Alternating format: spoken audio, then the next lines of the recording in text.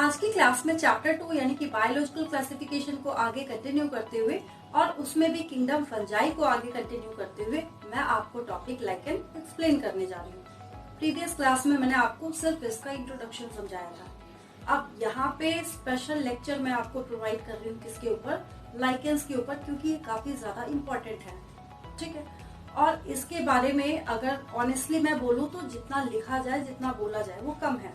ठीक है, क्योंकि शुरू से आप जब भी इस टर्म को सुनते हैं या देखते हैं तो वहां पे आपको ऐसा लगता होगा कि ये कोई सिंगल ऑर्गेनिज्म है, बट यहाँ पे टू ऑर्गेनिजम्स का आपस में ऐसा एसोसिएशन होता है कि दोनों ऑर्गेनिजम्स को एक दूसरे से बराबर बराबर बेनिफिट होता है। क्या बोलते हैं इसको? म्यूचुअलिज्म। इसको क्या बोला जाता है?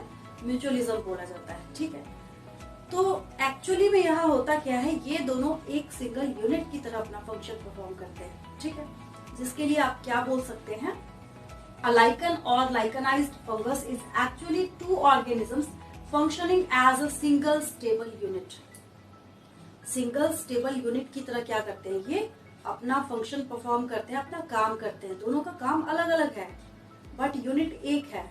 अब काम अलग अलग है तो एक जगह रहने का क्या बेनिफिट है, क्योंकि दोनों क्या करते हैं, एक दूसरे से यहाँ पे बेनिफिट ले रहे हैं। एल्गी आपको पता है कि फोटोसिंथेटिक है, तो ये न्यूट्रिशन नरिशमेंट प्रोवाइड करेगा फंजाई को, और फंजाई क्या करता है, इसको मॉइस्चर प्रोवाइड करने का काम करता है। ठीक है, और म्यूचुअलिज्म है, सिम्बायोटिक एसोसिएशन है। इसका क्या मतलब हो गया कि यहाँ पे दोनों हमेशा के लिए क्लोज एसोसिएशन में एक दूसरे के साथ रहते हैं। क्लास 12th में भी जब आप इकोलॉजी पढ़ना स्टार्ट करेंगे, वहां पे जब आप पढ़ेंगे इस म्यूचुअलिज्म के बारे में, वहां पे आपको इस लाइकन का एग्जांपल सुनने को मिलेगा। वहां मैं बच्चों को रिमाइंड कराती हूँ कि आपको याद है मैंने आपको क्लास 11th में बताया था, जब मैंने आपको लाइकन की पढ़ाई कराई थी, वही लाइकन ये एग्जाम्पल है। ठीक है, तो देन आप इसके बारे में दूसरी बात क्या लिख सकते हैं, lichens are a complex life form that is a symbiotic partnership of two separate organisms, a fungus and an alga। एक फंगस है और एक क्या है, एल्गा है।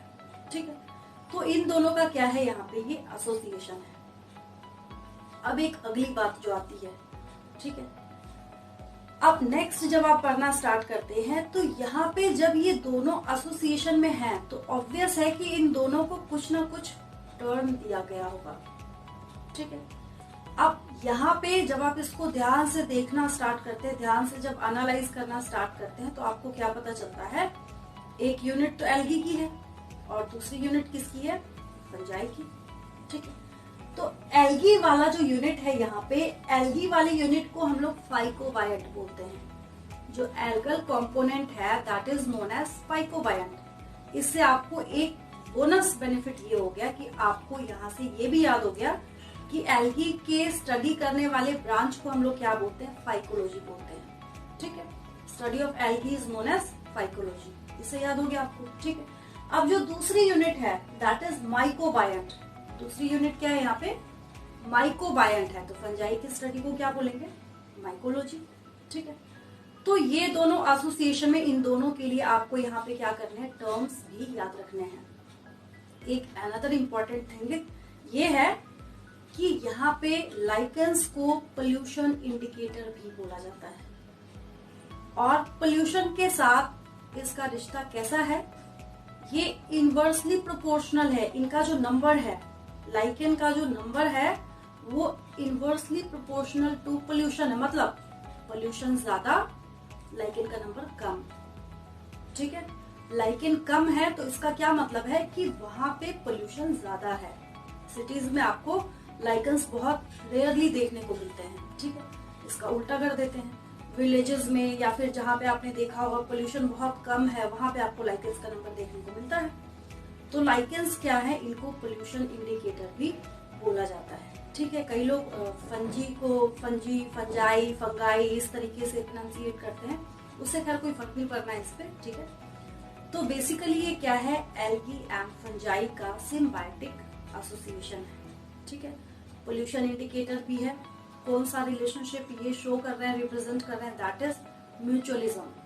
क्या है ये, म्यूचुअलिज्म है, जहाँ पे दोनों को एक दूसरे से बराबर बराबर बेनिफिट होता है, फायदा होता है। ठीक है, उम्मीद करती हूँ कि लाइकेन आपको बहुत अच्छे तरीके से समझ आ गया होगा।